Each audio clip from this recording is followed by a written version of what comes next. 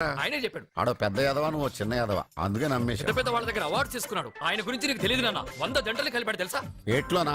నాన్న నా జాతకం చూపించి నా పెళ్లి చేస్తావా లేదా నీకు తద్దిలం పెట్టించమంటావా? అబ్బా నీ పెళ్లి నా చావుకు వచ్చిందిరా. ఓ పని చేద్దాం, ముందు మా నాన్న జాతకం చూపెడదాం. అబ్బా ఈయన చచ్చి 20 ఏళ్ళు అవుతుంది కదా. అందుకేరా ముందు ఈ జాతకం చూపెడతాను. ఇది కరెక్ట్ గా చెప్పాడు అనుకో, వాడు కరెక్ట్ అని నేను ఒప్పుకున్నాను. లేదంటే వాడి జాతకం నేను చూస్తాను. నాన్న చూసావా ఎన్ని అవార్డ్స్? నమస్కారం సార్, ఇది మా అబ్బాయి జాతక చక్రం. చిన్నప్పుడు రాయించాను. ఇది చూసి మీరు వాడి జాతకం చెప్పాలి.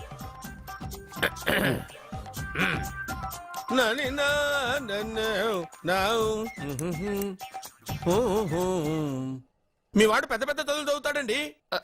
నేను అప్పుడే చెప్పాను కదా. కరెక్ట్. మీ వాడికి పెళ్లిడు వచ్చిందండి. నేను అప్పుడే చెప్పాను కదరా. ఓహో ఓహో మీ వాడికి పెద్ద గొప్ప సంబంధం వస్తుందండి. నేను అప్పుడే చెప్పాను కదరా. మీ వాడు 50 ఏళ్ళకే మంత్రి అయిపోతాడండి. నేను అప్పుడే చెప్పాను కదరా. 60వ ఏట సెంట్రల్ మినిస్టర్ అవుతాడండి. వీడు చెప్పే అన్ని తప్పుడు కూతురని అప్పుడే చెప్పాను కదరా. అంతేకాకుండా ఆపు, వీడి ఆయుష్ గురించి చెప్పు. ఆయుష్ కావాలా? ఆయుష్ ఆహా 95 సంవత్సరాలు ఏ రోగం రుష్టు లేకుండా కనీసం జలుబు దగ్గు లేకుండా జీవిస్తాడండి. అయ్యో, అయ్యో, అయ్యో. ఏమిటి ఏమిటి ఏమిటి ఎందుకలా కొడుతున్నారు? ఇది ఎవరి జాతకమో తెలుసా? 10 సంవత్సరాల మంచం మీద ఉండి చచ్చిపోయిన మా నాన్న జాతకం రా. ఈ చచ్చినోడి జాతకం చూసి బతికినోడి జాతకం చెప్తావు నువ్వు జ్యోతిష్కుడువా? డూప్లికేట్ ఫోటోలు నువ్వు. ఏమండి జ్యోతిష్యం అన్న తర్వాత అలాంటివి ఇలాంటివి జరుగుతూనే ఉంటాయి. ఏమండి నేను గుడికి వెళ్ళొస్తాను. ఎక్కడ పత్రాలు చేయకుండా తిరిగి వచ్చేసాయి.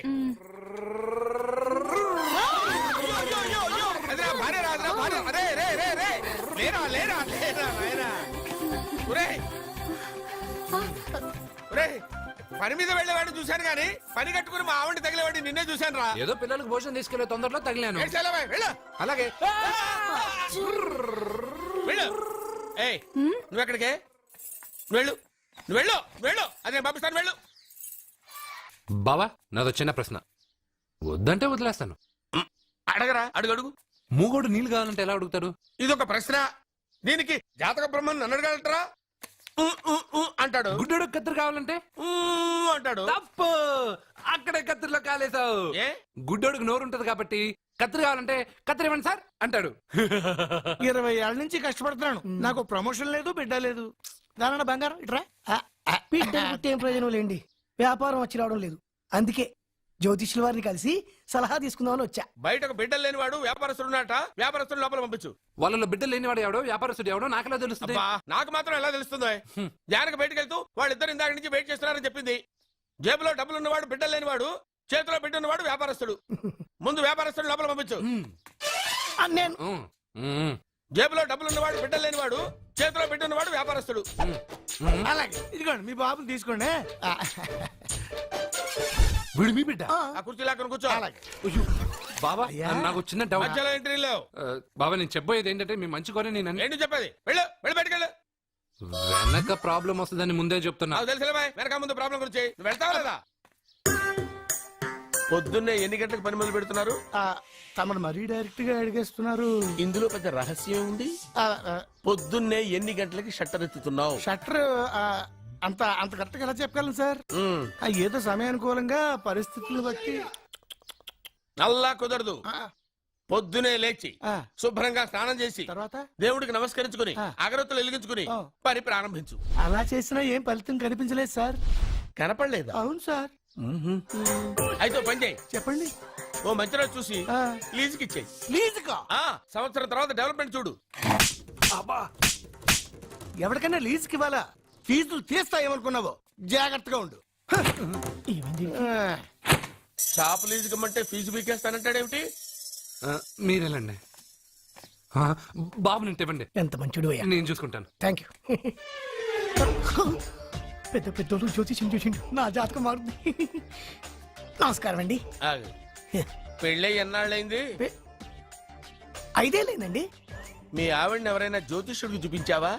ఆవిడ ఎందుకండి జ్యోతిష్యుడు చూపించడం? ఓహో, ప్రాబ్లం అంతా నీలోనే ఉందన్నమాట. అవునండి, పొద్దుటి నుంచి రాత్రి వరకు గ్యాప్ లేకుండా కష్టపడుతున్నాను, అయినా ఫలితం లేదండి. మీరెందుకు సార్ అంత షాక్ అయ్యారు? మార్నింగ్ 7 నుంచి గ్యాప్ లేకుండానా? యా. అంటే రెస్టే లేదా? అఫ్ కోర్స్ ఆదివారం కూడా రెస్ట్ లేదు సార్. అంటే 1 వీక్ అంతా 7 days. వారానికి 7 రోజులు, ఆ. నెలకు 30 రోజులు, ఆ. సంవత్సరానికి 365 రోజులు. ఛీ, నువ్వు ఒక మనిషివా? పిల్లలు లేకపోతే 365 రోజులు భార్యని హింసిస్తావా? నాకు పిల్లలు లేరని ఎవరు చెప్పారు? నువ్వు అందుకేగా ఇక్కడికి వచ్చింది. నేను వచ్చింది నా వ్యాపారం జరగట్లేదని. ఇందాక వచ్చినప్పుడు పిల్లలు లేరని వచ్చాడు. వాడికి చెప్పాల్సింది నాకు చెప్పి, నాకు చెప్పాల్సింది వాడికి చెప్పి నా భార్యను అవమానిస్తావా? అమ్మా అమ్మా అమ్మా, కొడితే కొట్టాడులే, సెట్ చేసి వెళ్ళాడు. అవా ఆ, నాకు చిన్న డౌట్. వచ్చిందా? నీకు డౌట్ వస్తే నేను అవుట్ రా. అవుట్ అంటే ఇంక అడగనులే. నమస్కారం అండి. ఆ, మీరే కదా జ్యోతిష్య సింహ స్వర్ణ కంకణ గ్రహీత ఆగు. ఇప్పుడు చెప్పు. బ్రహ్మానంద పరమానందం గారు. నీకేం కావాలో అడుక్కో. లైఫ్ అంటే మీరు జాతకాలు చాలా బాగా చెప్తారని విన్నాను.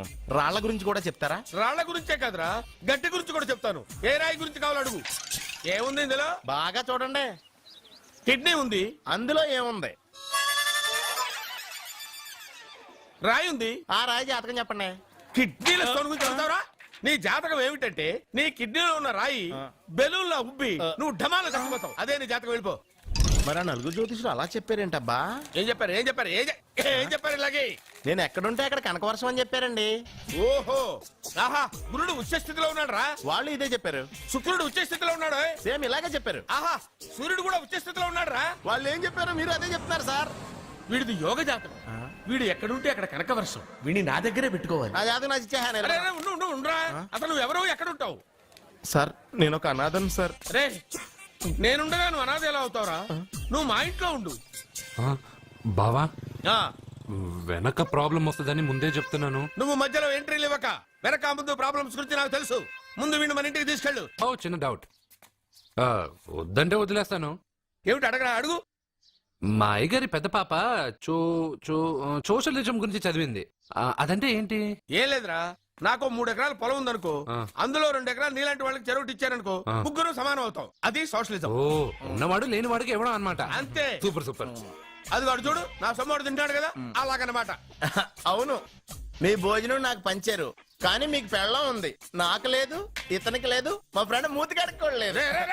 అరే కాదురా, దేన్నైనా పంచుకోండి గాని భార్య విషయంలో మాత్రం వద్దురా. అరే, ఉండు, ఉండు, నీళ్ళు తీసుకొస్తా.